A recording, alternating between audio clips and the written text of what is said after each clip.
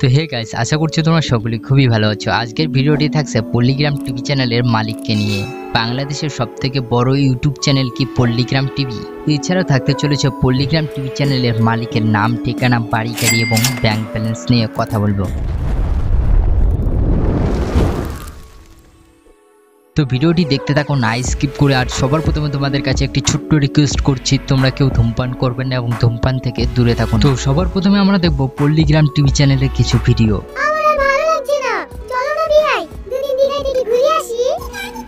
তুমি অফার দিছো আর আমি যাব না, তাই কখনো হয়? কবে যাবো তাই বলো। কি গো, কোথায় যাচ্ছ? এই দেখো, মইদুল ভাই দিকে যাওয়া লাগি বলছে। কেন দিকে কি করতে?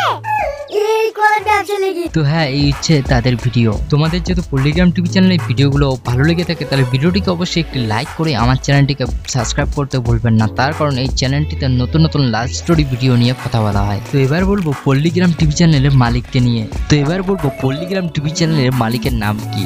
পল্লিগ্রাম টিভি চ্যানেলের মালিকের নাম হচ্ছে রবিউল শেখ। তার জন্মস্থান হচ্ছে পশ্চিমবঙ্গের রাজ্যের নদিয়া জেলার সাদিপুরে। তার জন্মসাল 1996। 2024 সাল হিসেবে তার বর্তমান বয়স 28+।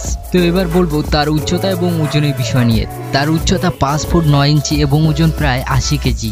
সে সাদিপুর হাই স্কুল থেকে 10 পাস করে, তারপরে পড়াশোনা ছেড়ে দেয়। রবিউল দাস সাদিপুর হাই স্কুল থেকে 10 পাস করে তারপরে পড়াশোনা ছেড়ে দেয়, তার কারণ তার আর্থিক অবস্থা খুব খারাপ থাকায় সে আর পড়াশোনা করতে পারে না। এবার বলবো তার পরিবারে কে কে রয়েছে। তার পরিবারে রয়েছে 2 ভাই, মা আর তার বউ বাচ্চা।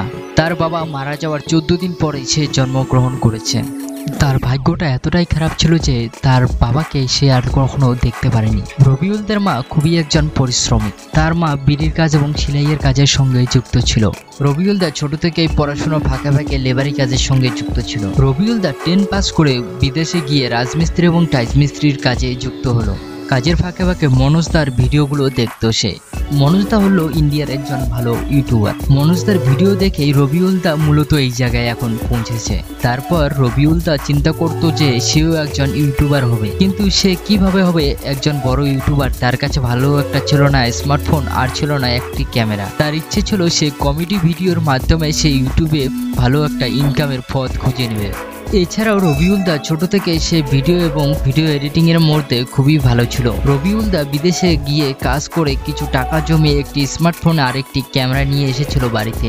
রবিউলদা বাড়িতে এসে একটি ইউটিউব চ্যানেল খুলে এবং সেইখানে ভিডিও বানানো শুরু করে। প্রথমেতেও রবিউলদা গ্রামের কিছু বড় বড় লোকেদের সঙ্গে ভিডিও বানাতো। তো কিছুদিন পরে রবিউলদার কাছে যখন টাকা ছিল না, সে তখন ভিডিও বানানো বা ভিডিও আপলোড করা ছেড়ে দেয়। তাদের কার্যকলাপ দেখে অনেক লোকেরাই তাদের উপর হাসাহাসি করেছে এবং সেইখান থেকেই মূলত রবিউলদা এখন বড় একটা ইউটিউব চ্যানেলের মালিক হয়েছে। তার কারণ রবিউলদা ধৈর্য শক্তি নিয়ে কাজ করেছে। আমরা হয়তো অনেকেই পারবো না এইরকম করে ধৈর্য নিয়ে কাজ করতে। তাই তোমাদেরকে বলছি, তোমরা যে কাজ করো না কেন সেই কাজটিকে মনোযোগ দিয়ে কাজ করবে, তাহলেই তোমরা ভালো একটা জায়গায় চলে যেতে পারবে। তারপরে রবিউলদা চিন্তা করলো যে এইভাবে কাজ করলে হয়তো সে একদিন পথের ভিখারি হয়ে যাবে। তারপরে গ্রামের কিছু ছেলেমেয়েদেরকে নিয়ে ভিডিও বানানো শুরু করলো। কমেডি ভিডিওর মাধ্যমে সে ইউটিউব চ্যানেলটিকে গ্রো করতে লাগলো। সে বুঝতে পেরেছে যে গ্রামের কিছু ছেলেমেয়েদেরকে নিয়ে ভিডিও বানালে তাদেরকে টাকা দিতে হবে না এবং তারা পড়াশোনার ফাঁকে ফাঁকে ভিডিও বানাতে সাহায্য করবে রবিউলদাকে। তো রবিউলদা আগে যাদেরকে নিয়ে ভিডিও বানিয়েছিল তাদের ভিডিওগুলো সম্পূর্ণ ডিলিট করে দিয়েছে। রবিউলদার মেন ইউটিউব চ্যানেল হলো পল্লিগ্রাম টিভি। এছাড়াও রয়েছে আরও 4টি ইউটিউব চ্যানেল। নাম্বার 1-এ রয়েছে পল্লিগ্রাম টিভি এবং নাম্বার 2-এ রয়েছে মনের মতন টিভি। নাম্বার 3-তে রয়েছে পল্লিগ্রাম অফিসিয়াল। নাম্বার 4-এ রয়েছে ব্লগ ভিডিও এবং শর্টের চ্যানেল। তো এবার দেখো রবিউলদা প্রতি মাসে কত টাকা ইনকাম করে।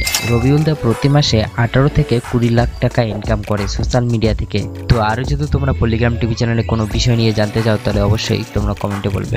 তো আজকের ভিডিওটি এখানে শেষ করছি, আবার দেখা হবে নতুন একটি ভিডিও নিয়ে। তো তোমরা সবাই ভালো থাকো এবং সুস্থ থাকো, আর তোমরা আমার পাশে থাকো। তো ভিডিওটি যদি ভালো লেগে থাকে তাহলে লাইক, কমেন্ট এবং চ্যানেলটিকে সাবস্ক্রাইব করতে ভুলবেন না।